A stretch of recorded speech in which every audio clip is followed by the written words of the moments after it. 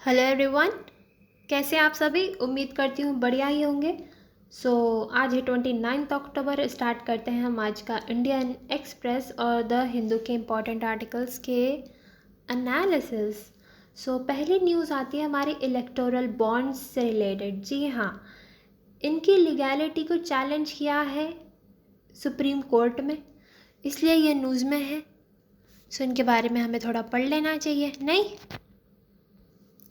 Supreme Court set constitution bench बिठाई गई है to hear petitions challenging the legality of electoral bonds. अब भाई दिक्कत क्या है पिटिशनर्स को, अभी देखते हैं। ये इंट्रोड्यूस हुए थे 2017 में लाई गई थी इलेक्टोरल बॉन्ड्स वाली स्कीम। इसमें होता क्या है, ये बेसिकली एक तरीका है जिससे हम या फिर हम जैसे सिंपल लोग या फिर कोई एंटिटी जो है पॉलिटिकल पार्टीज़ को डोनेट कर सकती हैं, और उसके लिए इसमें बॉन्ड्स खरीदने पड़ते हैं, इसलिए इसे इलेक्टोरल बॉन्ड्स बोलते हैं। वही लिखा है यहाँ पर भी, a way to donate to registered political parties. ठीक है, कोई सी भी पॉलिटिकल पार्टीज़ नहीं बल्कि रजिस्टर्ड पॉलिटिकल पार्टी होनी चाहिए। और इसमें आपकी एनोनिमिटी भी बनी रहेगी। जी हाँ, चाहे इंडिविजुअल्स हो या चाहे एंटिटीज़ हो, मतलब इंडियन इंडिविजुअल्स हो या फिर इंडियन एंटिटीज़ हो, वो यहाँ पे डोनेट कर सकती हैं। ठीक है, और जो स्टेट बैंक ऑफ इंडिया है वो इशू करता है ये वाले बॉन्ड्स, तो वहाँ पे जाके हम ये बॉन्ड्स ले सकते हैं। किस किस डिनोमिनेशंस में? 1000, 10,000, 1 lakh, 10 lakh, 1 crore. Basically minimum is 1000 and maximum is 1 crore. और ये ख़रीदे जा सकते हैं डिजिटली ही या फिर थ्रू चेक। ठीक है, जिससे कि ट्रांसपेरेंसी बनी रहे। ख़रीदने के बाद जो बायर होता है वो इनको पॉलिटिकल पार्टीज़ को दे देते हैं, और वो पॉलिटिकल पार्टीज़ उन बॉन्ड्स को ले जाके इनकैश करा सकती हैं। ठीक है, तो एक तरीके के बेयरर बॉन्ड है। ठीक है, जो भी बेयर करेगा उनको वो पैसा दे दिया जाएगा। Payable to the bearer on demand and it is interest free. कोई इंटरेस्ट नहीं मिलेगा।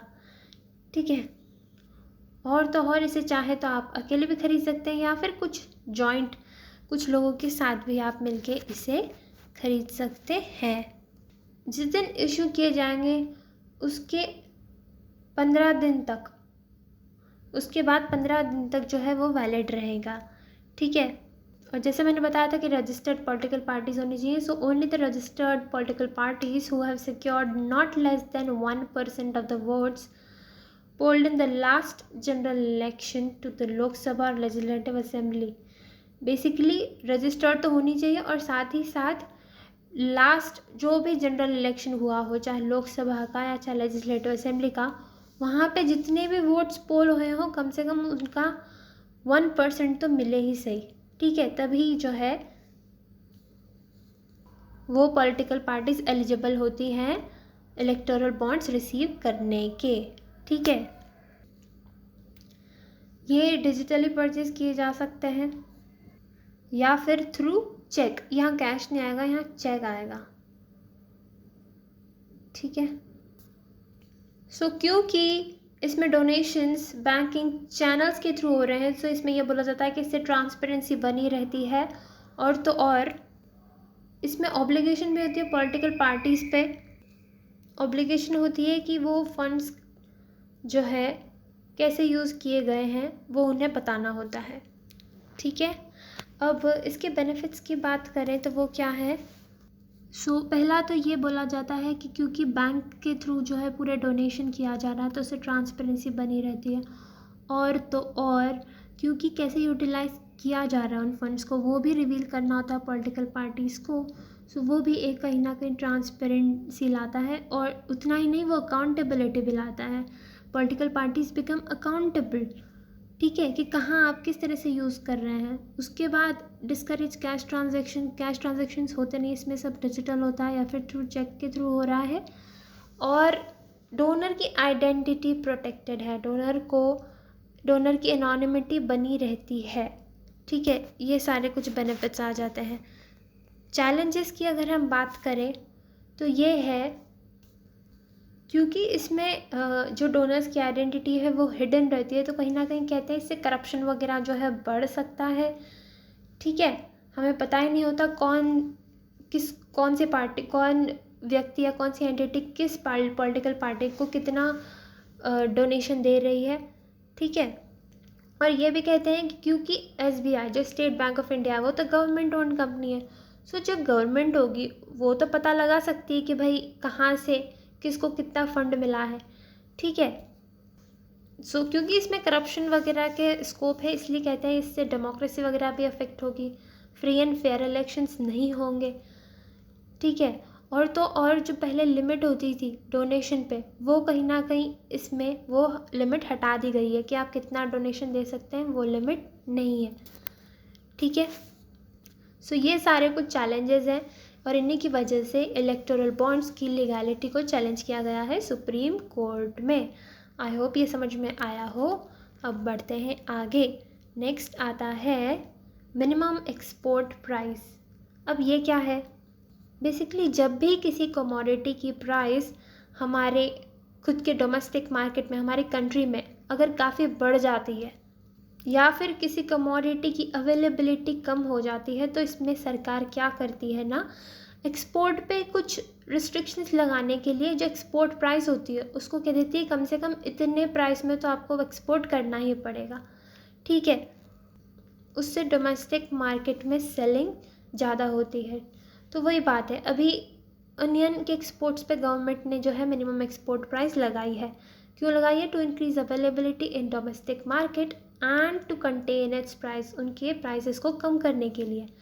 सो अब ये है क्या MEP? वही मैंने बताया अभी, it is the price below which an exporter is not allowed to export the commodity from India. एक बार जो मिनिमम एक्सपोर्ट प्राइस सेट कर दी है,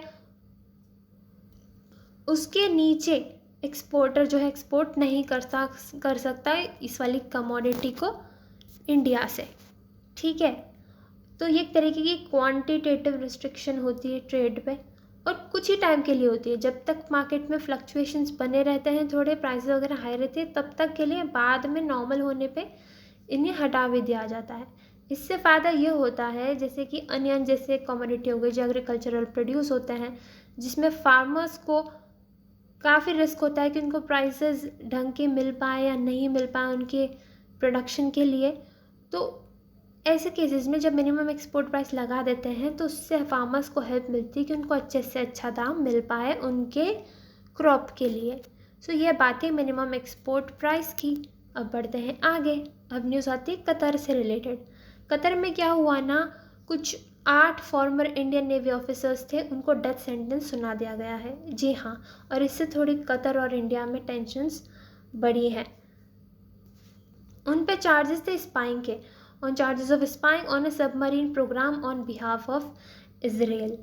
ठीक है, और कतर और इंडिया के रिलेशंस की बात करें तो वो 1973 से इस्टेब्लिश थे।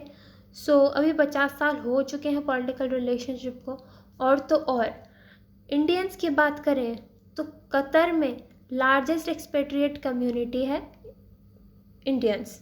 ठीक है, इसके बाद ट्रेड हमारा अराउंड $15 बिलियन का है। सो ये हमारे इकोनॉमिक रिलेशंस हो गए कतर से। और तो और हमारी बायलैटरल एक्सरसाइज भी होती है उनकी नेवी के साथ, ज़ैर अल बहर नाम से। हमारे कुछ छोटे मोटे डिफेंस कोऑपरेशन भी हैं। सो अब यही है, जो ये डेथ पेनल्टी सुनाई गई इससे थोड़े रिलेशंस स्ट्रेन हुए हैं। अब देखते हैं होता है क्या आगे। अभी तो हम बढ़ते हैं हमारे अगली न्यूज़ पे, जो है मेलघाट टाइगर रिजर्व से रिलेटेड। ये न्यूज़ में इसलिए रहा क्योंकि यहाँ पे एक टाइगर की डेथ हो गई है। अब ये है कहाँ मेलघाट टाइगर रिजर्व? ये पड़ता है अमरावती डिस्ट्रिक्ट में, महाराष्ट्र की। मेलघाट की बात करें तो इसका मीनिंग क्या होता है भाई? Confluence of various Ghats. नाम ही समझ में आ रहा है, मेल होना घाट्स का। ठीक है, घाट बोलो तो वैली। और यहाँ पे काफ़ी ट्राइबल कम्युनिटी भी रहती है कोरकुस नाम से। All right. और तो और यहाँ पे सिर्फ टाइगर्स ही नहीं बल्कि बाकी कुछ प्रोमिनेंट एनिमल्स भी, जैसे स्लॉथ बेयर हो गया, इंडियन गौर, सांबर डियर, हैना, ये सब भी यहाँ पे पाए जाते हैं। और जो फॉरेस्ट होते हैं वो यहाँ पे डेसिडुअस नेचर के होते हैं। नेक्स्ट न्यूज़ आती है हमारी लेड से रिलेटेड। बेसिकली एक स्टडी में ये पाया गया कि अराउंड 90% ऑफ पेंट जो होता है ना अपना, उसमें अराउंड जितने भी सैंपल्स लिए गए उसमें अराउंड 90% में जो लेड की मात्रा थी वो परमिसिबल लिमिट से ज़्यादा पाई गई। इंडिया में परमिसिबल लिमिट है 90 पार्ट्स पर मिलियन और उससे ज़्यादा पाई गई। अब लेड एक तरीके का नेचुरल अकरिंग टॉक्सिक मेटल होता है जो कि अर्थ के क्रस्ट में मिलता है। उसके कुछ नेगेटिव इम्पैक्ट हो सकते हैं, एक्चुअली होते हैं, जैसे कि जो बच्चे होते हैं उनके ब्रेन पे काफ़ी गंदा असर पड़ सकता है उसका। इनफैक्ट काफ़ी सारे हमारे ऑर्गन्स पे भी इसका गलत इम्पैक्ट पड़ता है। So it is very harmful for our health. और it can even be transferred from a pregnant women to a foetus. और जो वर्ल्ड हेल्थ ऑर्गेनाइजेशन है और जो यूनाइटेड नेशंस एनवायरनमेंट प्रोग्राम है, इन दोनों का मिलकर एक अलायंस है जिनको बोलते हैं global alliance to eliminate lead paint. इसमें ये एनकरेज करते हैं कंट्रीज़ को कि उनके पास कुछ लॉज हो जो कि लीगली बाइंडिंग हो, जिससे कि लेड के यूज़ को पेंट के अंदर कंट्रोल किया जा सके। ठीक है, सो ये न्यूज़ थी हमारी और इसी के साथ होता है हमारा आज का सेशन ख़त्म। I hope you like it. Thank you so much. Have a nice day.